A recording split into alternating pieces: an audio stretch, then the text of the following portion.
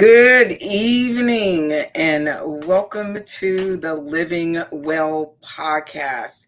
I am your host, Yolanda Cooksey, certified mindset and health and nutrition life coach. I use the acronyms WELL for this reason. The W stands for being whole. That means being mentally, physically, spiritually, and emotionally fit. The E stands for empowered to live a life on an entirely different level. That's like not being the mundane, but being way up here and having a sense of pride and confidence in where you're going in life. And both of the L's stand for leading with love. Love for God, love for ourselves, and love for others. With this, we are able to create healthy relationships, healthy individuals, and ultimately build healthy communities. Our focus here at Living Well is holistic wellness so that you can thrive in life and not merely survive. I am so ready for some thriving. I don't know about you guys, but things have been a little bit challenging lately. It's been tiring. It's been a good tiring. I have had a week of grandchildren either promoting to a grade up, one graduating from high school, and my mother turning 90, and we were celebrating her birthday for 2 days. I was like, how else do you celebrate a 90th birthday? Okay. Just a little bit of housekeeping. If you're watching this podcast live, go ahead and drop an L in the comment field for live. And also, if you're watching it on the replay, you'll catch it on the replay. Go ahead and put an R in the comments. And I actually forgot to do something, so let me go ahead and take care of that right now so that I can make sure that I'm sharing this information, because this is what life is all about. If it's something that's good, it's about sharing so that others can learn and others can grow as well. As you all know, May, we are closing out the month of May, and May has been, amongst other things, Mental Health Awareness Month. Now, I am an advocate for mental health. It has been something that I have struggled with my entire life, but thanks to God and His working in me and working with me, I've been able to overcome some of the issues and things mentally that was holding me back. So I also want to give a disclaimer that when we talk about mental health, sometimes triggers, things will come up during the conversation. My desire here is to not create something that's offensive or that makes people nervous. It is to create a safe space where we can really talk about mental health, the issues surrounding mental health, also the stigma, and also to bring awareness about the reality of mental health issues and how we can do better with them.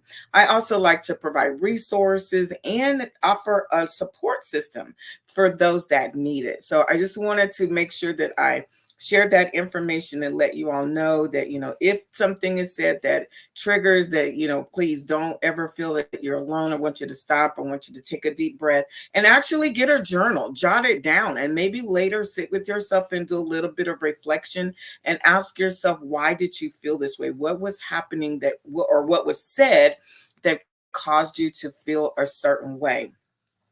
So, as I said, we've spent the last 4 weeks talking about a variety of aspects that relate to mental health awareness. We've covered different topics such as what mental health is and why is it important to reflect or practice self-care and seek help. We talked about the stigma surrounding mental health. We talked about the different types of mental health conditions and their impact on our relationships. We had a deep discussion with my cousin, my guest, Sonia Babineau, on generational trauma and how it affects our mental health. And then last week, we shared some valuable insights about developing a healthier you, and the importance of a healthy mind, healthy body with my guest, Shar McCready. So we have crammed a lot into a 5-week period covering every aspect of mental health that I could think about. I also covered some topics that people mentioned to me that they wanted a little bit more information on. And so that way we were able to encompass a variety of things to help individuals. And so, with all of that being said, none of the information that was shared, that was discussed, that was brought up is going to be of any value if you don't take action and you don't apply what was shared. So, tonight's topic, we're going to, uh, hold on, let me get here. We're going to talk about taking control. I'm going to share 5 keys to empower yourself through action in mental health. And that's the thing. We want to be equipped. We want to be empowered to do some certain things. We want to make sure that we are taking control of our lives, that we are being accountable and responsible for our actions, for our thoughts, for our, whatever is going on in our lives. So before I get into the 5 keys that I want to share, I want to take a look at some really key words. The first word is control. And these are the definitions for each of these words I have gotten from the Merriam-Webster dictionary. So you guys can go and check. But on control, when you're talking about control, if you see here, these are the knobs. So when you have control, that means you can either turn the knob to the left, you can turn it to the right, you can turn the volume up, you can turn the volume down. So control is the ability to exercise restraint or to have power over. Now, when we look at control, we all have been given a God given control ability to discipline, self control. It takes action and putting it in place. This is not about blaming others. It is not about being the victim or walking in denial. What control is embracing the truth of who we really are, dealing with the reality of your own mental health issue. A lot of times we, want to point the finger, or we want to look at other people, or we want to compare. And when it comes to mental health issue, along with a variety of other things, you can't lump everyone into the same basket. Everybody will have a different experience. Everyone will have a different response. What works for one person may not work for another person. So when you have control, this means that you have control of yourself. You're not controlling anyone else. You're not trying to control anyone else. You're only working on you. The focus is on you and what you're going through or what you're dealing with. The second key word is empower. And I would like to, talk a little bit more, because empower, and it's according to Merriam-Webster dictionary, it means enable to give official authority or legal power to promote the self-actualization or influence of. And so when we talk about building, and that's a key word, that's a really powerful word that's being used these days, empower the girls, and empower women, empower men to do that. So when you look at that, that means that we want to enable people. We want to equip them to have the authority to either work on their lives, to make certain decisions in their lives, to go to the left or go to the right, whatever that person is doing, or the choices that they're making, they are empowered to make the choice. However, the goal is that we want to empower people to make positive choices. We want them to make choices that are going to feed into their lives, choices that are going to help them, be a better person or a better version of themselves. And then the third key word that I want to look at is action. Action is a verb. That means that you actually have to do something. So when you look at the word action, it says the accomplishment of a thing, usually over a period of time in stages or with the possibility of repetition. An act of will, the manner or method of performing. So when you take action, that means it's going to show on the outward appearance. That means it's going to be through your behavior. It's going to be through your conduct. It's going to be through something that others can see. Hold on just a second. Here I am getting here. It's going to be something that you can see through the outward that shows that you have, hold on here.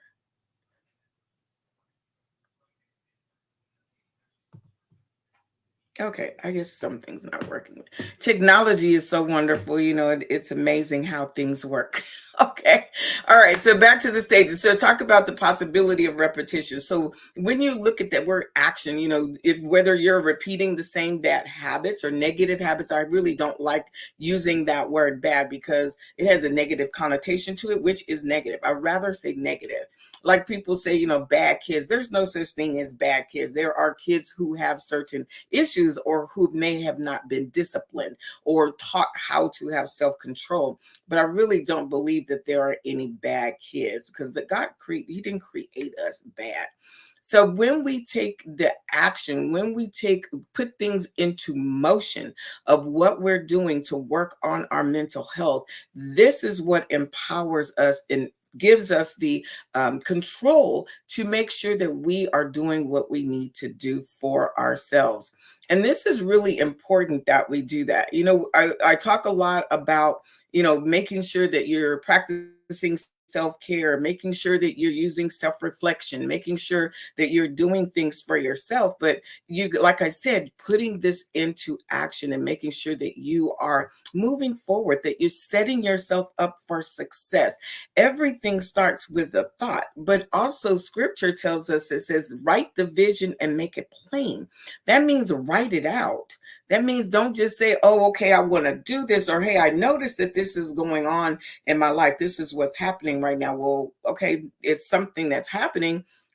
What are you going to do about it? I'm struggling in my relationships. I'm having some difficulty in my marriage. My kids are acting crazy and I don't know how to communicate with them, which is having a negative impact on me. I need to sit down and make a plan as to how I'm going to, hey, let's change this. First of all, what do I need to do?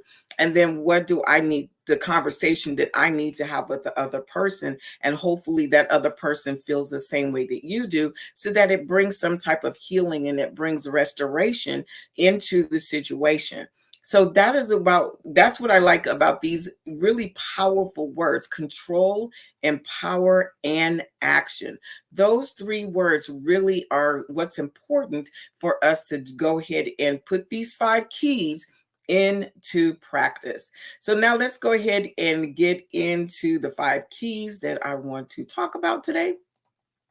And so the 5 keys are: key number 1, and I actually just said this, I didn't even really, actively participate in your own well-being. That means be an advocate for yourself. A lot of times, and we listen to others, we may ask others for advice, and all of that is well and good, but make sure that the advice that you're getting or you're seeking is sound advice. It's advice that really makes sense. But you have to be a part of it. You getting well, your mental illness is not going to get better on its own. You have to be an active participant. So that means actively taking action. Okay, I'm noticing I've maybe started to forget things, and I'm a little older in age. Maybe I need to talk to my doctor and say, hey, I'm having this situation over here. Is this something that is a normal part of aging, or is this something different that I need to be concerned about? I am another situation as I'm having issues with my health, because our mental health also affects our physical health. So all of a sudden I'm having these heart palpitations, or I'm experiencing numbness in the left side of my arm, and different things. I'm tired. Things, I'm dehydrated. I don't know what's going on, but by acting as if nothing is happening, it can create a bigger problem at a later time. So the smart thing was that, okay, I need to schedule an appointment with my doctor. I need to have some tests run, and I need to find out what's going on. So actively participating in our own well-being, whether it's physically, whether it's mentally, whatever it is, key number 1 is actively participate. Don't just rely upon someone else to do it for you, but do it yourself. And I have no idea what's going on outside. All right, key number 2, you want to make choices that support your mental health, not choices that go against your mental health. And this is, in this situation, I'm talking about when you're possibly trying to self-medicate.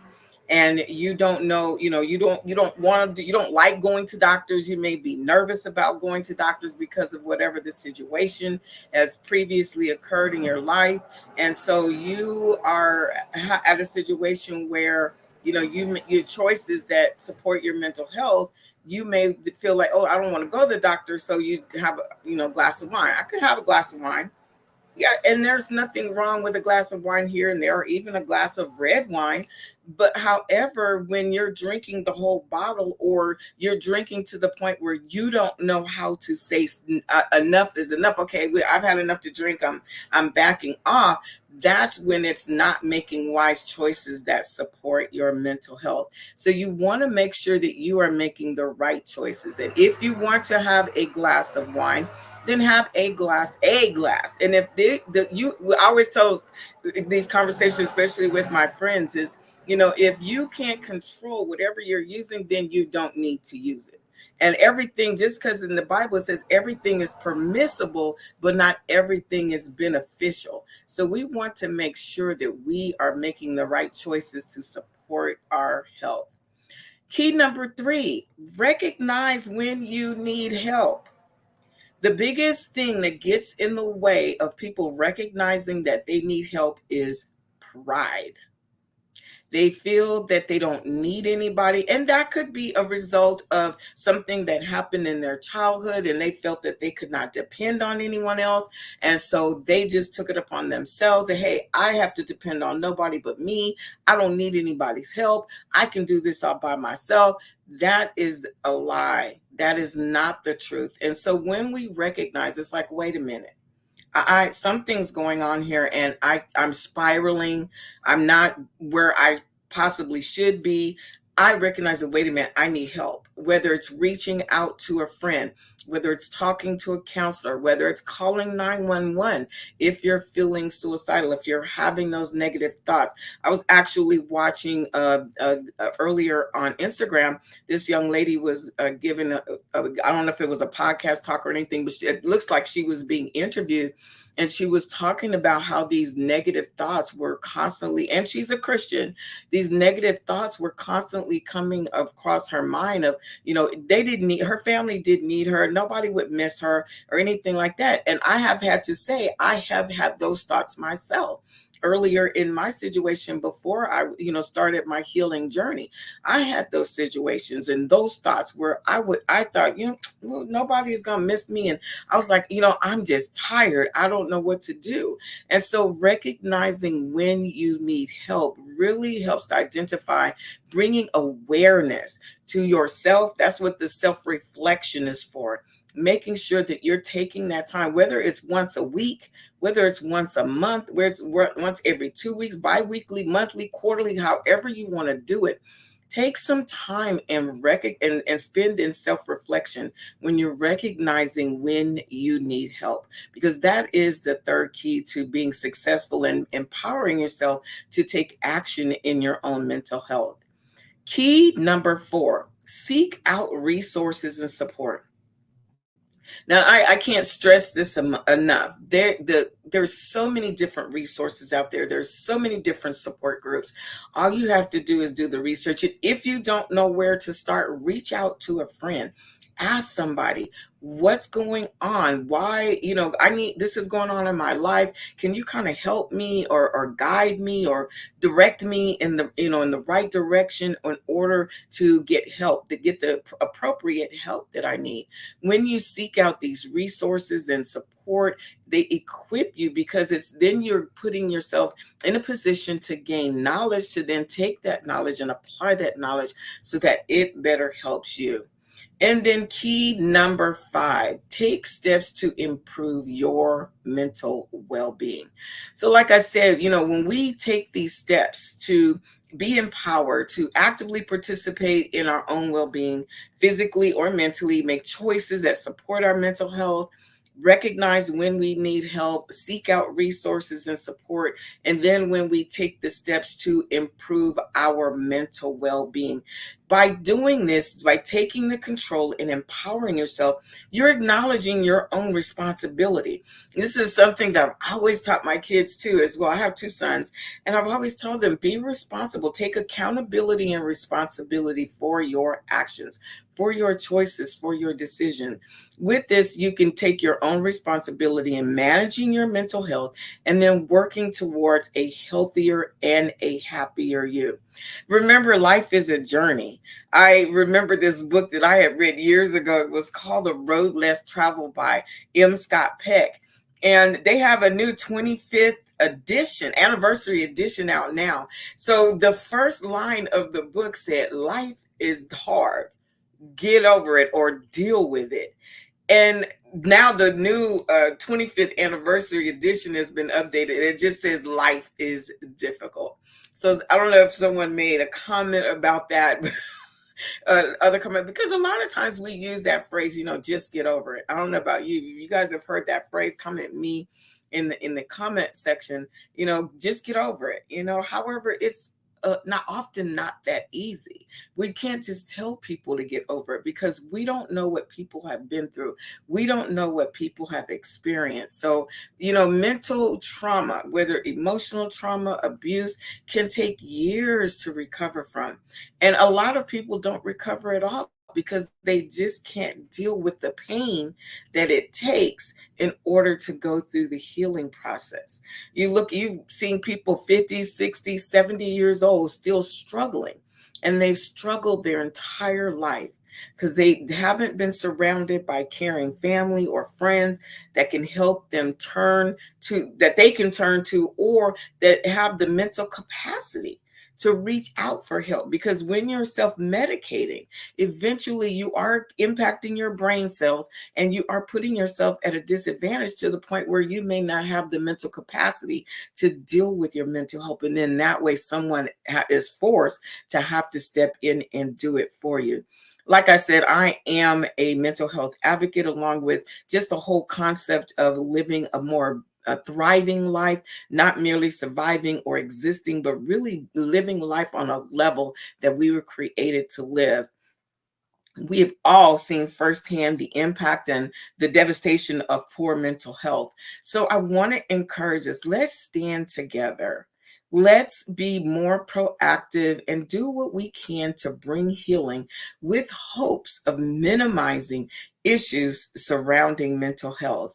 I want to again go ahead and share the slide for the resources that, they're online. You have mentalhealth.org if you need to get mental health information. Also, the Mental Health America has a website there. If you're dealing with an aging parent with either dementia or Alzheimer's, the Alzheimer's Association is an excellent website to get to. They have caregivers that you can talk to.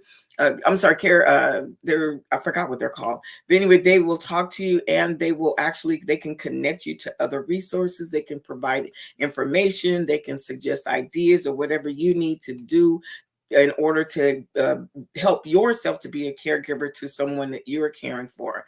You have online therapy sessions with betterhelp.com, and of course the National Suicide Prevention Line, dial 988 or 1-800 number. They also have the crisis text line, for our young people, and even those who like to text, don't like to pick up a phone.